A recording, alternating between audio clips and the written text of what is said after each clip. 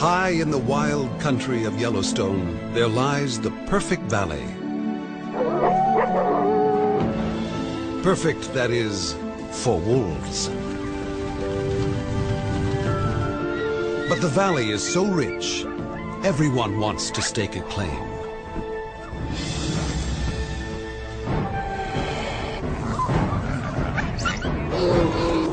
One wolf pack, called the Druids, has long ruled this place. But they are about to face their fiercest rivals and their greatest challenge. When the wolves finally meet, they risk their families, their futures, and their very lives to claim it all.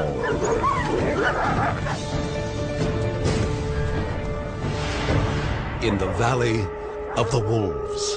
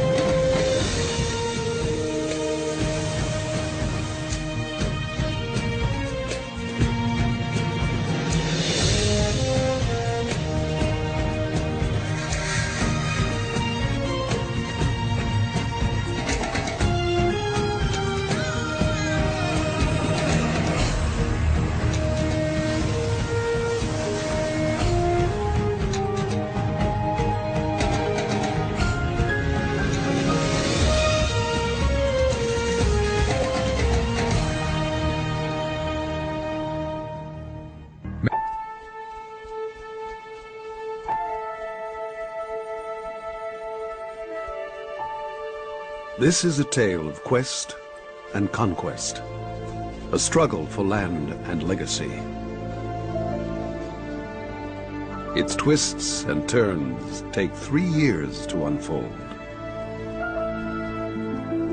It begins in winter, just before sunrise.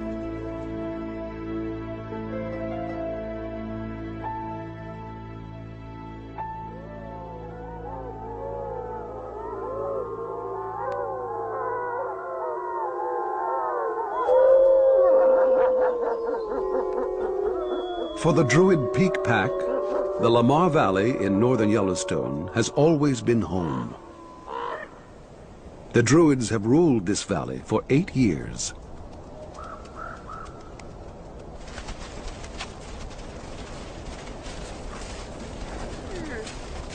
At their peak, they were a great clan of 37 wolves, one of the largest wolf packs ever recorded.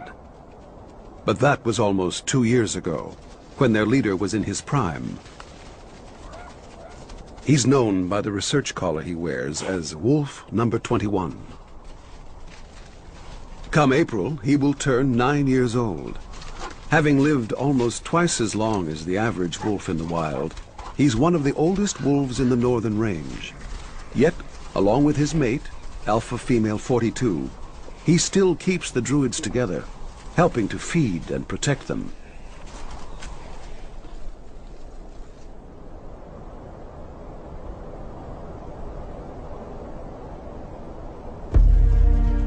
The early morning howl was no casual conversation. It was the Druid call to arms.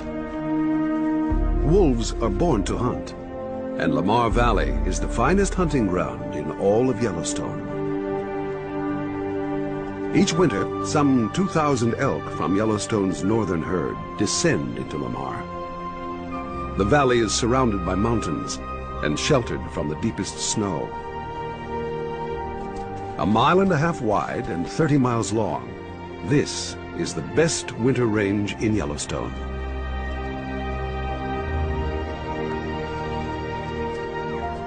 But though the valley is the key to the elk's survival, here they must face the wolves.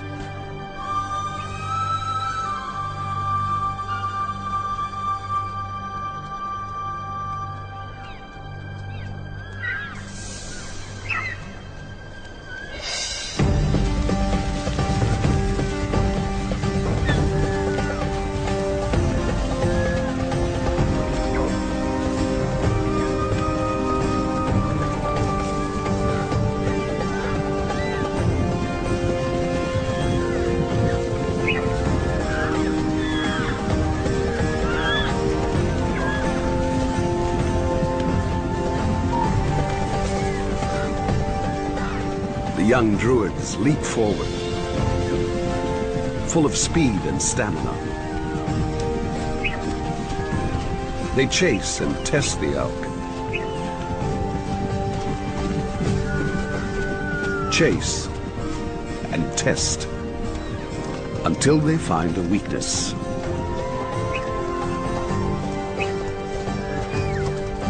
Old 21 gamely plays his part.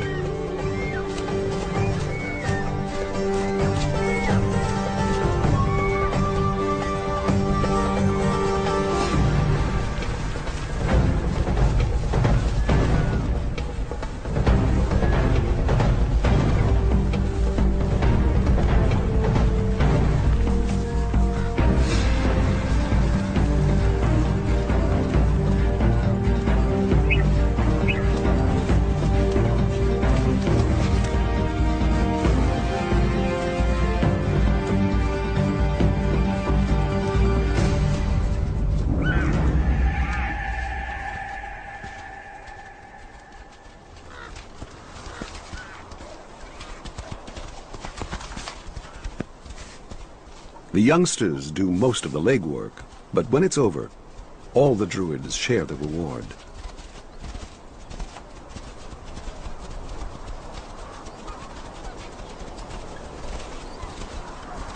A pack this size must kill every 2 or 3 days, and this supports many other residents of the valley.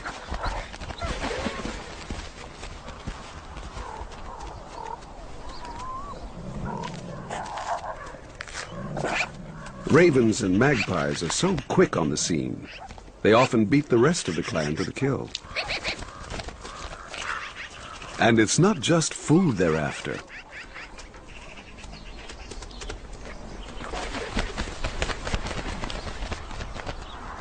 A pair of ravens makes off with a bit of fur, perfect for renovating their nest this time of year. But scavengers need to be cautious. It's always wise to give wolves a wide berth.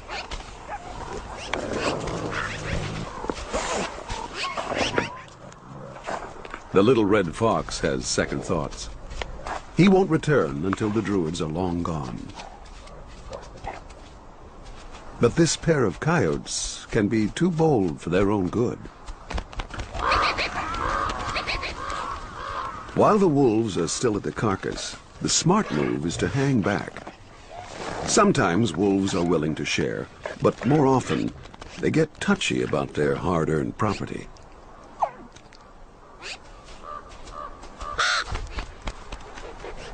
But the druids are too full to move.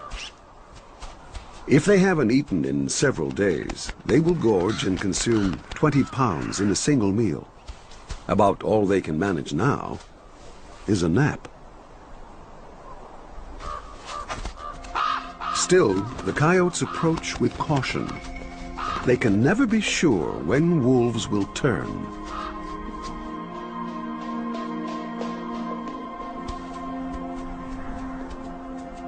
And there's just something about coyotes that sets them off.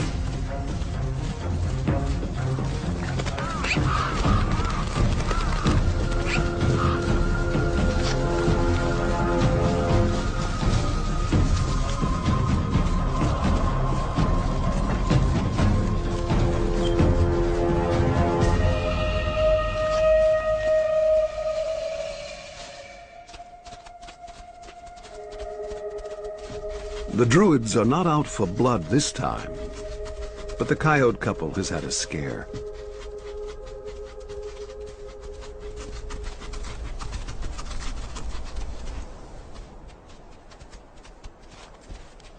They'll get no share of the wolves' kill now, and must catch a meal on their own.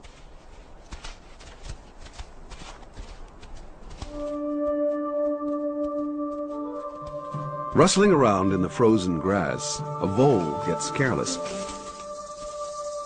This is the coyote's usual prey. At least this much of the valley is his.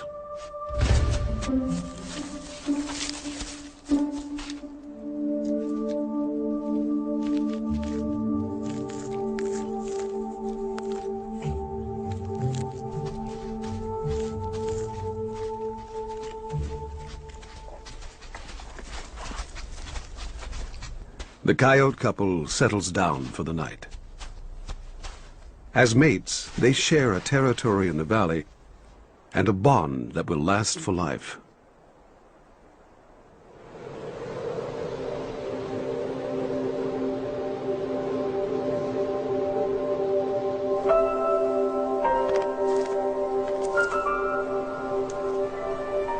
A hardy flock of waxwings has been feeding on juniper berries all winter, and in Yellowstone, that's 6 months long.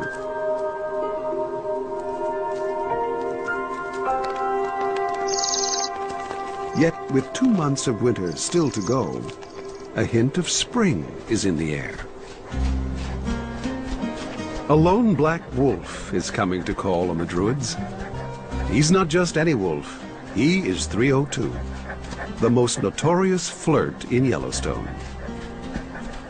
He comes from a clan almost 20 miles away, but all the Druids know him well. This is the second year he has approached the pack.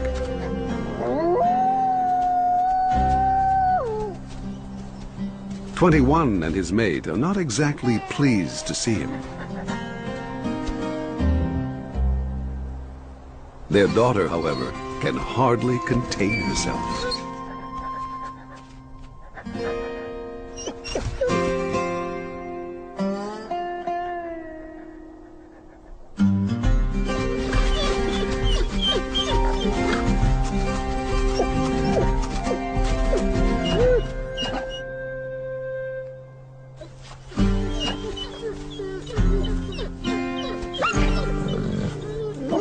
"302 keeps one eye on the daughter and one on the old man.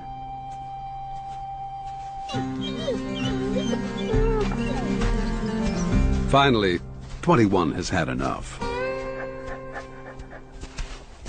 302 beats a hasty retreat. He's more of a Casanova, a lover, not a fighter.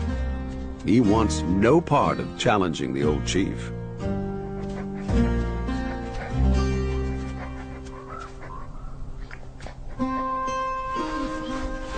The daughter slinks home to her mother. But this is a battle parents never win. Their daughter's longing is beyond their control.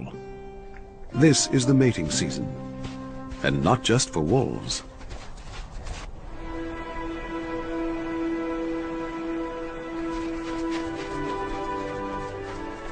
The mating season is something coyotes and wolves have in common. And the little coyote couple heads off for a moment to themselves.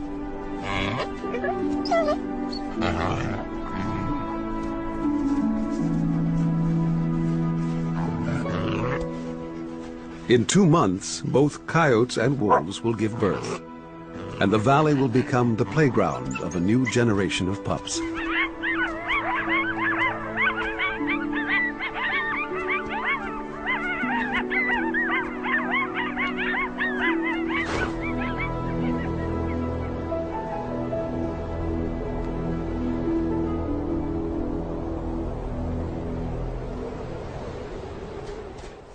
The next day, the Casanova is back for more.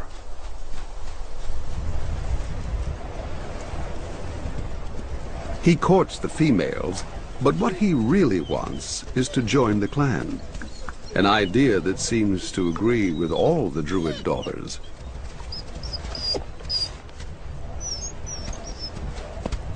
Though this is the usual way a wolf changes clans, the alpha pair will not allow it. Together, they send the Casanova packing.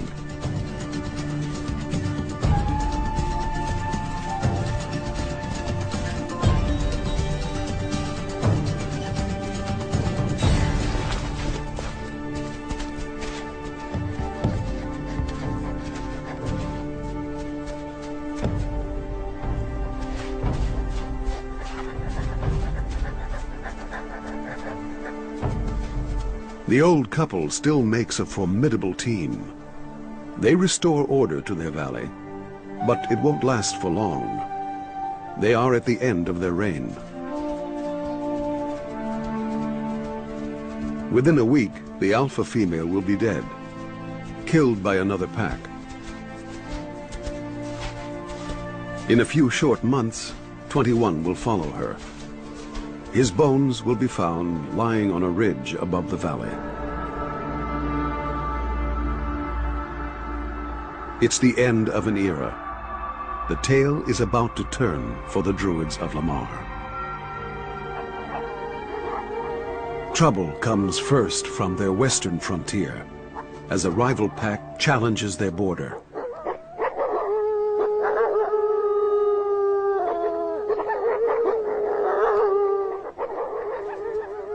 The invaders sense that without their old leaders, the Druids are not the clan they used to be.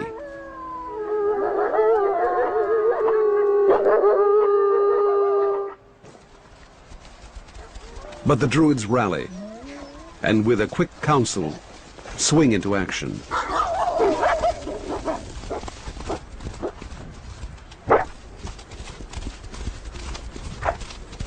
Evenly matched, neither clan will cross the border.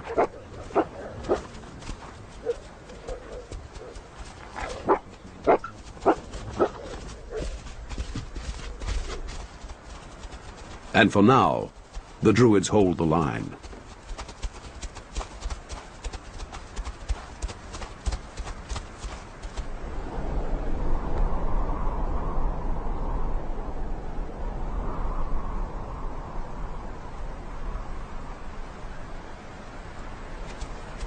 The Druids have made a kill, and this time leave plenty for the coyote couple.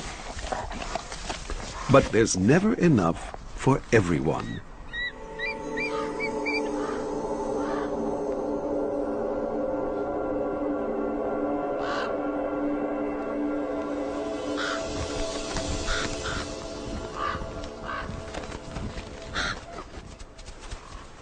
The male coyote takes his to go.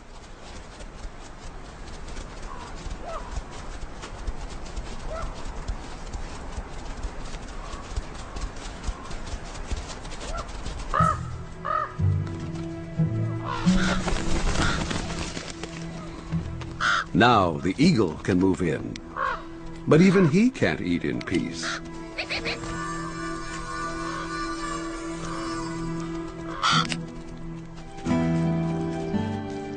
The female coyote takes a modest share, but keeps an eye out for trouble. When it strikes, she can't see it coming.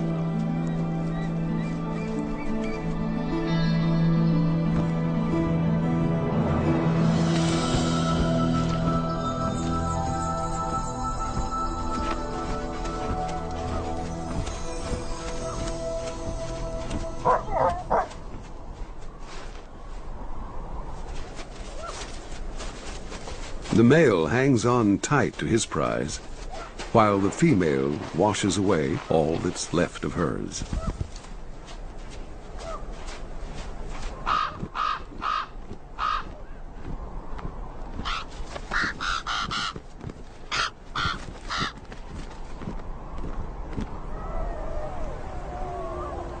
As winter retreats from Lamar, a new threat to the Druids invades the valley. A strong pack of 15 from Slough Creek to the north.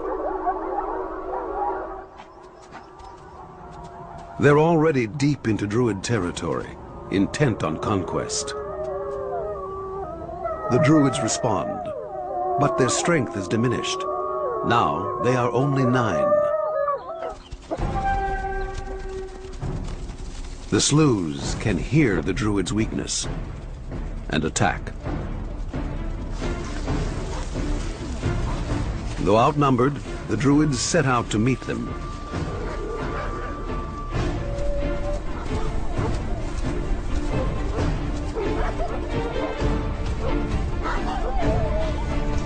Tails waving high with confidence, the Sloughs smell victory.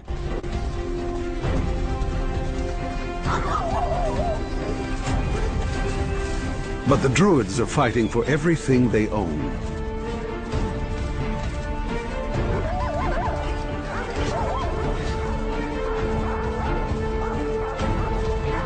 The battle begins in confusion. The young druids don't know what to do.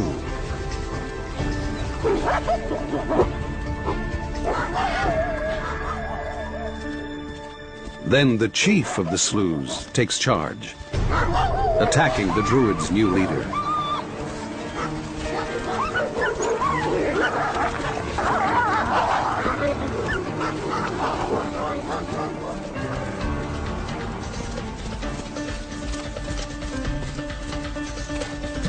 The druids are on the run.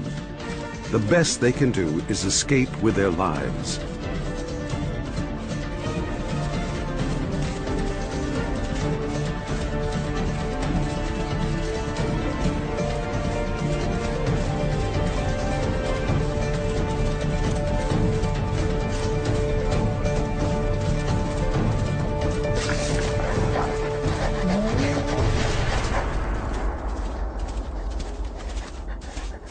The once mighty druid clan scatters.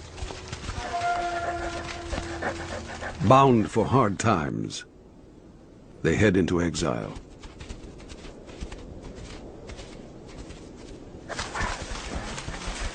The Sloughs begin to gather.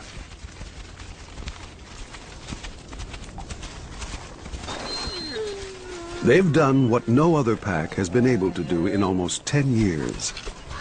They've broken the druids and taken Lamar, the greatest prize in Yellowstone. And they know it. Their victory celebration is loud and long.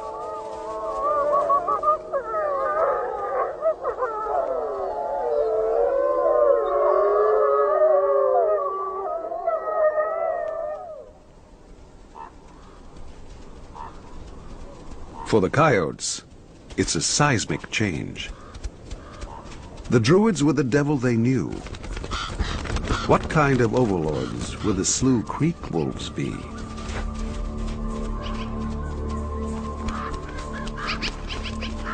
They've already made a kill.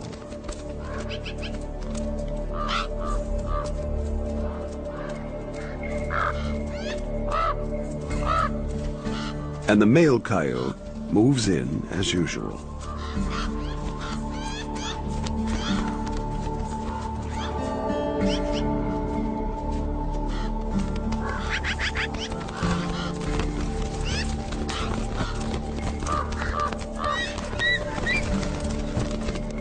This time, it's a terrible mistake.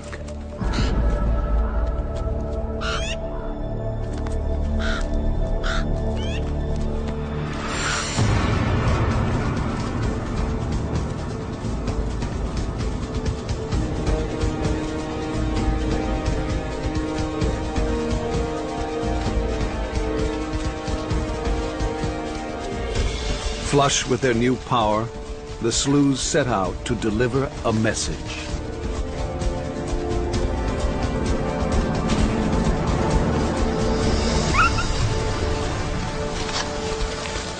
They show no mercy.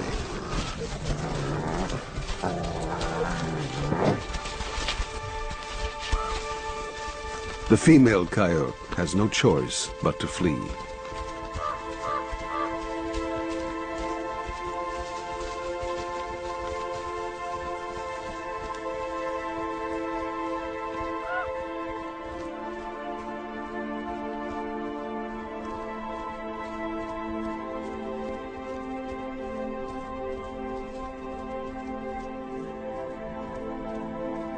She looks for her mate, but he won't be coming.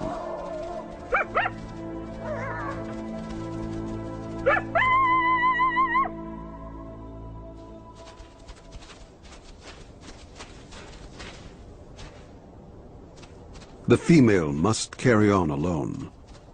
Soon she will have pups to care for, but she won't have them here with the Sloughs in charge.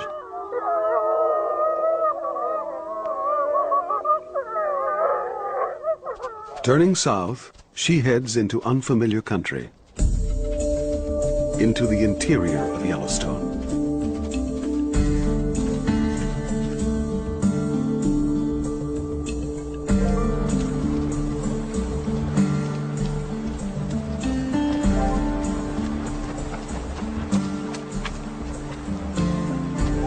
Water becomes winter's frozen highways, and she tracks along the Yellowstone River for almost 20 miles.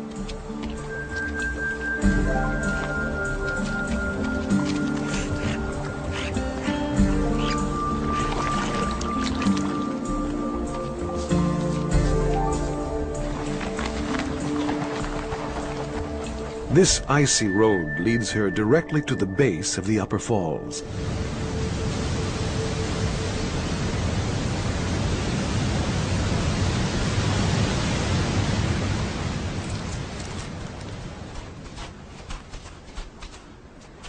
It's a rugged climb, but in these dark, quiet woods, she is not the only traveler. A red fox has found a carcass and is scavenging a meal.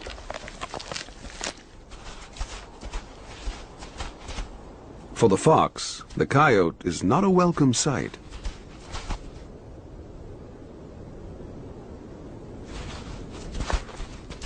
She's as intimidating to him as a wolf is to the coyote.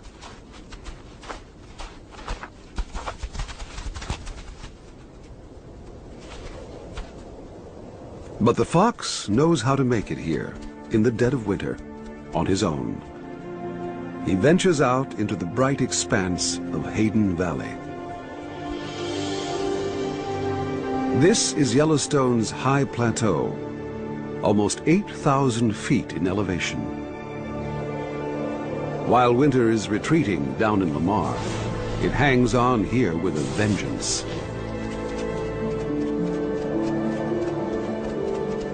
Weighing a mere 10 pounds or so, the fox steps lightly on the frozen crust. His prey is protected by a good 3 feet of snow. Yet with only sensitive ears and a pointy nose, the fox is well prepared.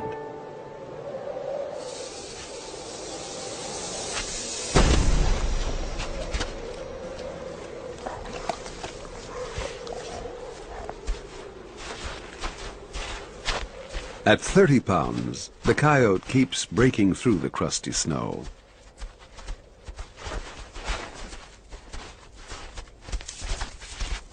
Her strategy is to dig.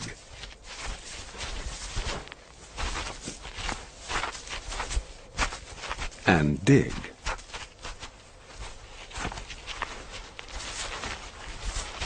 And dig.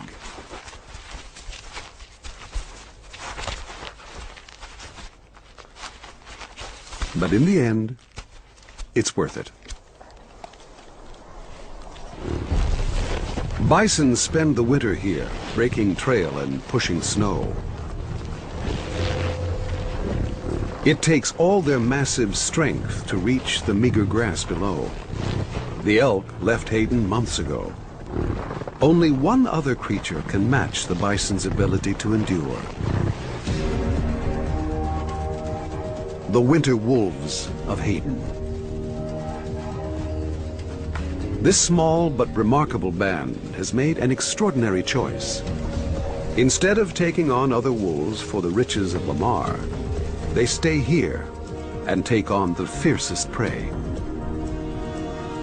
These wolves survive on bison.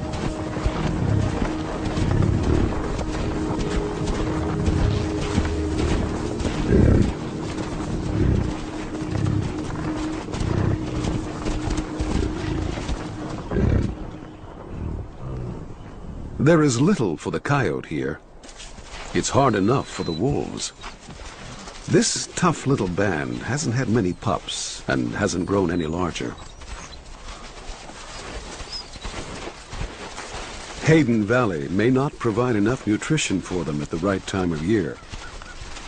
Still, they've managed to bring down a bison.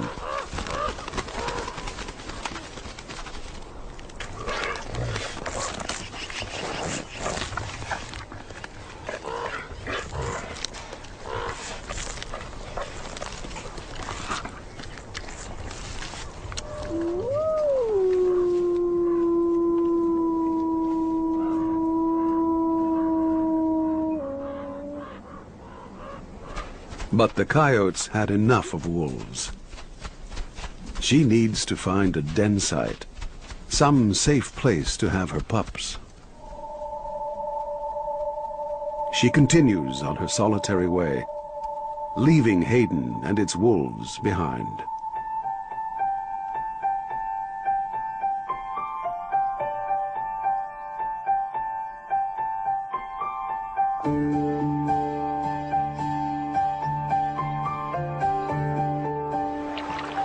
At long last, the ice begins to let go. Traffic picks up all along the Yellowstone River.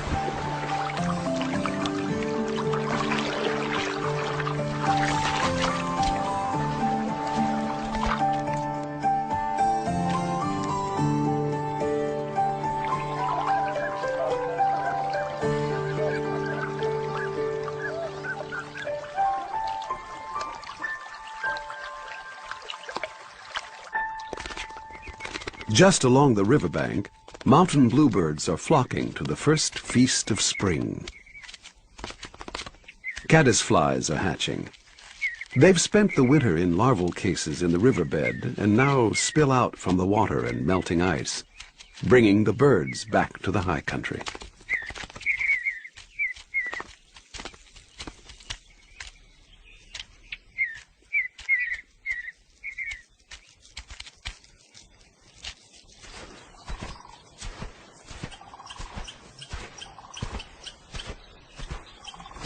A grizzly, just out of his den, heads down to Lamar for something to eat.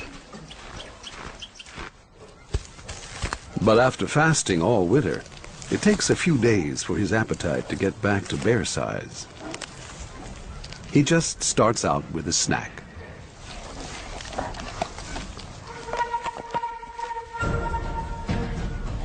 Meanwhile, the sloughs are working hard. For months, they've been patrolling 2 territories, their home range along Slough Creek, plus Lamar. Each chase is an endurance test for both the elk and the wolves.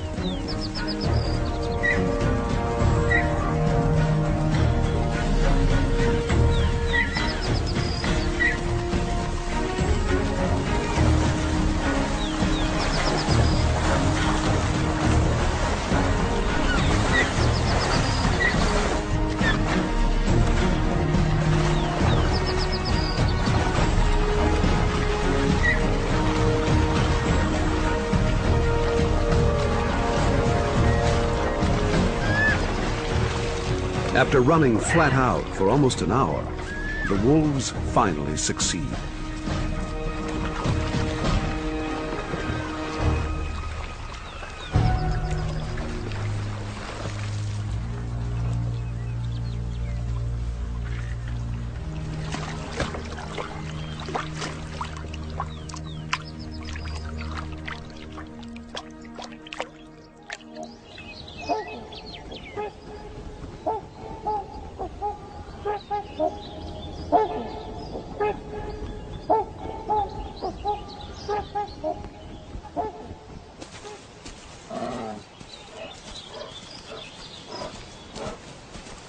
With winter over, the sloughs face a new challenger for top dog of the valley.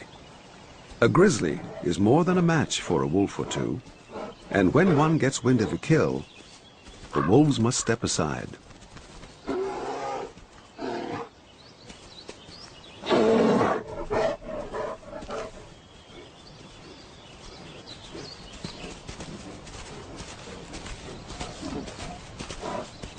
As long as the bear is big enough, he takes control of the carcass. All the grizzly needs to worry about is another grizzly.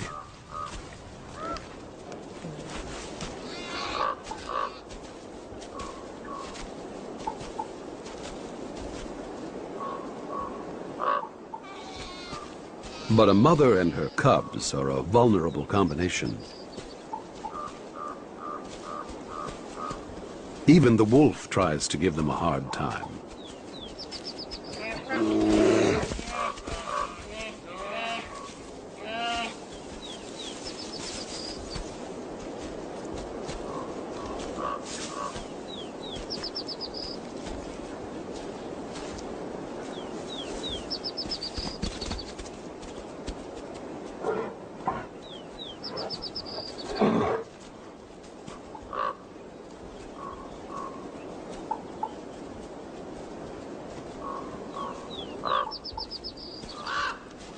She's so much smaller than the big male on the carcass. She's got a lot of nerve approaching him at all.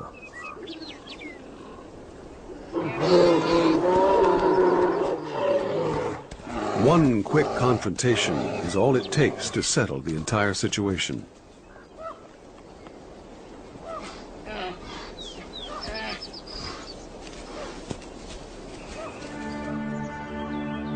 Far across Lamar, along the eastern slopes of the valley, 4 wolves slip through the trees.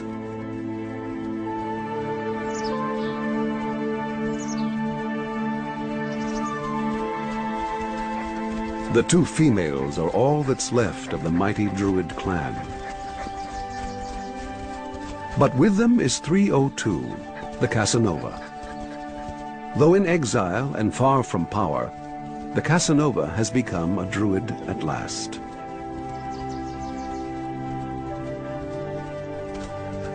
The 4th wolf is his brother. Perhaps together they can rebuild the clan.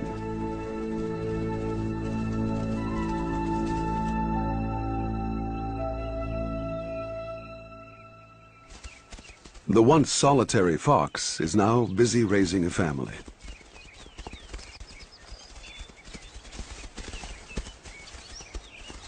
Gone is her thick winter coat.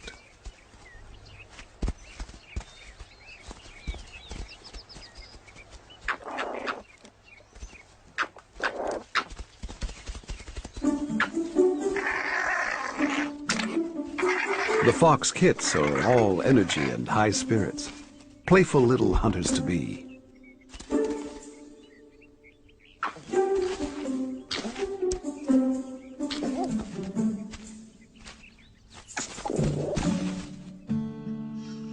But the wolves have not been so lucky. It's the first pupping season in Lamar for the sloughs, and they have produced 4 litters.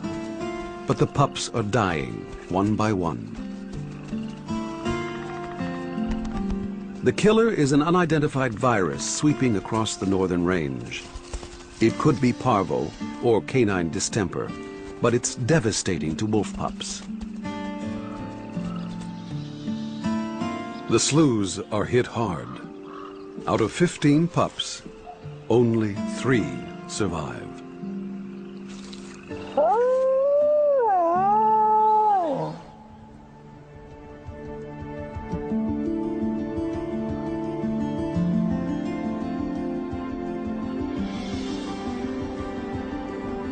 Summer finally reaches into the deep interior of Yellowstone.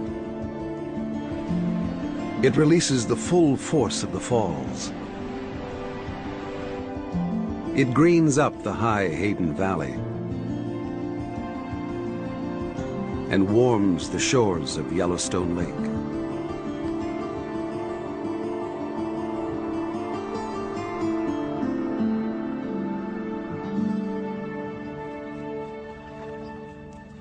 This is where the coyote found her safe haven.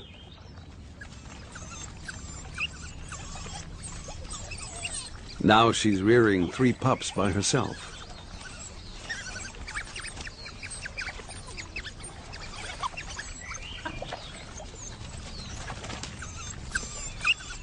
The pups are already 8 weeks old and almost ready to be weaned. But not quite.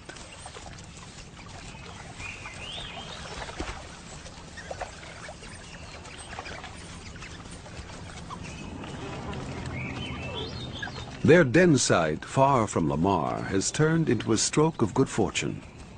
The pups won't be exposed to the virus that's gripping the valley.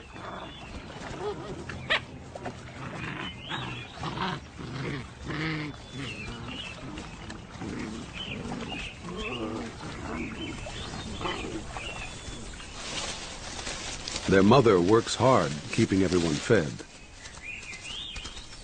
She's discovered the nest of a hapless merganser and steals the eggs to give to the pups.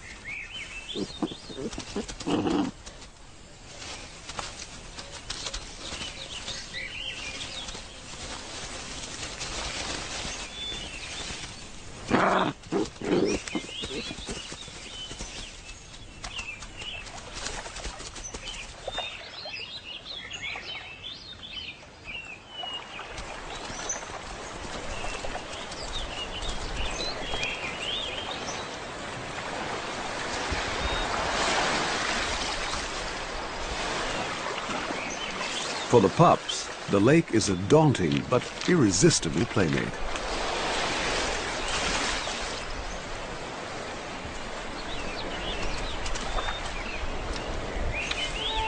Their mother has done her best.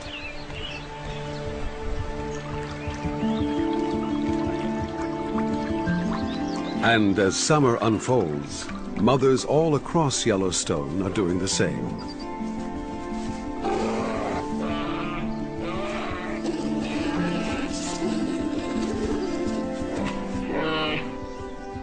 Lamar is lush and green, but almost empty.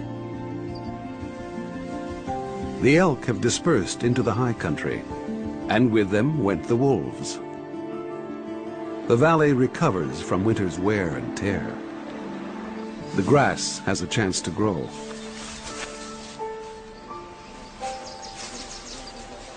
For a fleeting month or two, Lamar belongs to the smaller hunters that stay behind.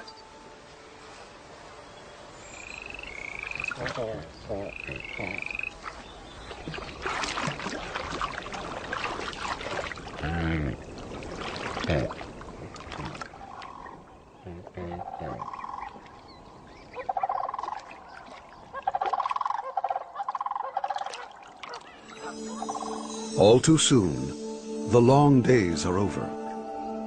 The valley turns from green to gold, gearing up for change. It's time to put on a warmer coat, to work the last of the tall grass.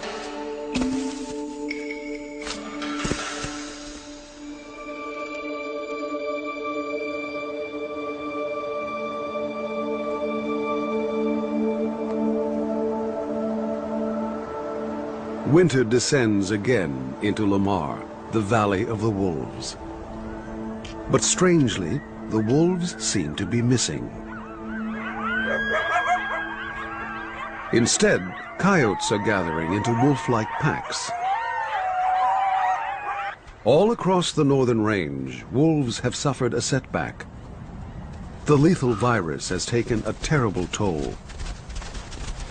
For the moment, the sloughs have retreated to their old home range, giving the coyotes the run of the valley.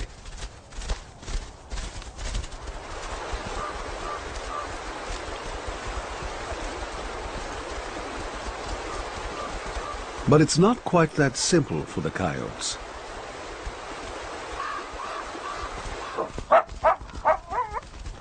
The fewer the wolf kills, the greater the conflict, at every carcass.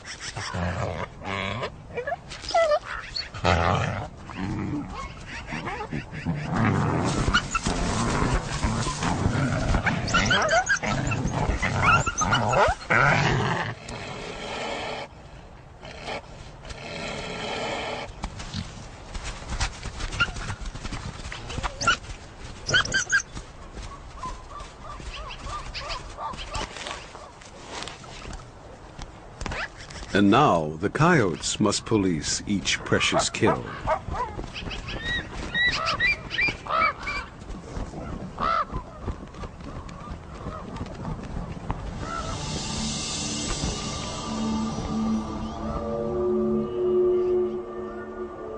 After a strange winter comes an even stranger spring.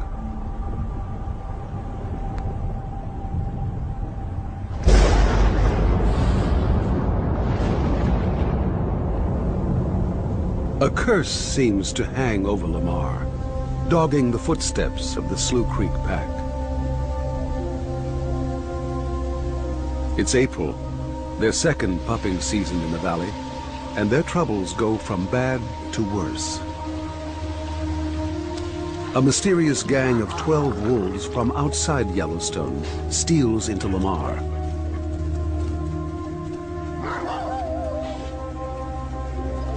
Within days, they kill one of the slough males, and a second male goes missing.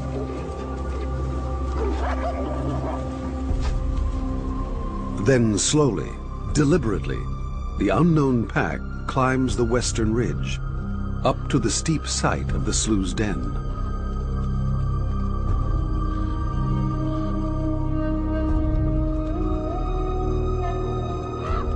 On a cliff to the west, the sloughs keep watch. But strangest of all, make no attempt to retake the den.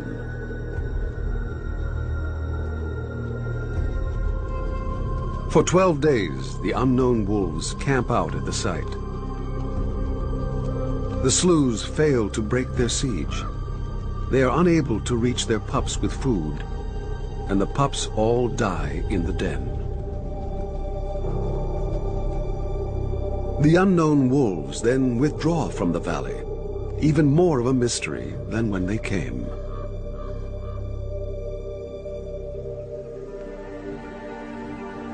But at the far eastern edge of Lamar, fortunes are turning. Down in the draw along Soda Butte Creek, 302 and the small band of druids are thriving.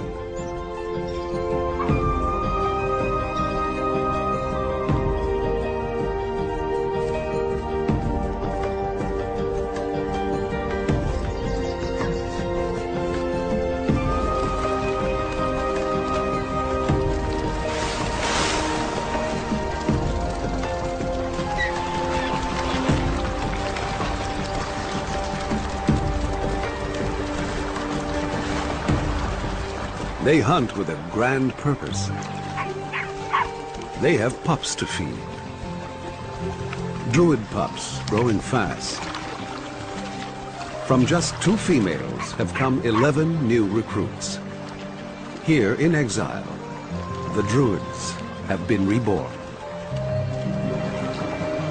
The pups are the strength, the future of the clan. When the pups are grown, maybe the druids can return to the valley.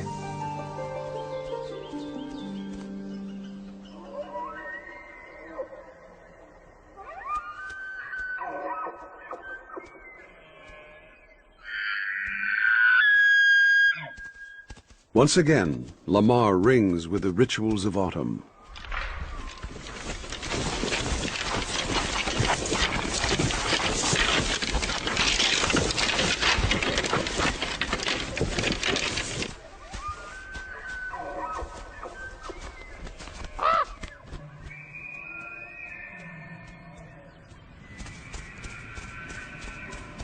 With no pups to anchor the pack, the sloughs start to scatter.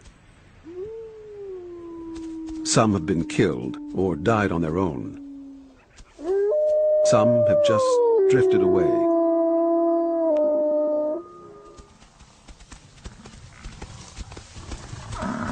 The herds start down from the high country, heading for wintering grounds.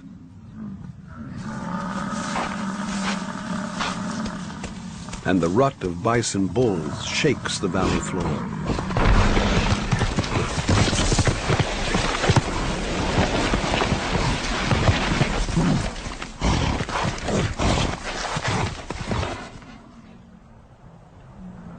It's not yet the end of September, but on the slopes above Lamar, it begins to snow. Stocking up on calories for the fasting months to come, a grizzly seeks one last harvest, the seeds of the white bark pine. A good crop will see him safely through hibernation. In a week or 2, he'll be tucked away in his den, leaving Yellowstone to winter. And the wolves.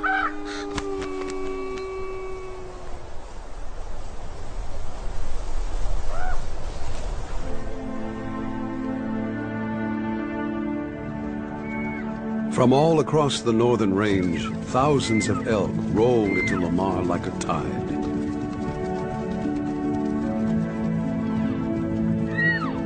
And on their heels, from the eastern reaches of the valley, come the druids.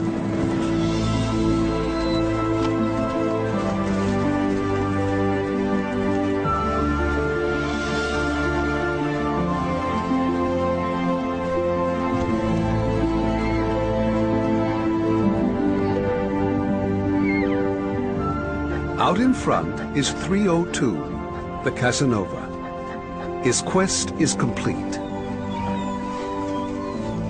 He's bringing his family and his clan back to their land. These are his pups, almost full-grown. Wrestling with an old bison skin, the pups are brimming with confidence.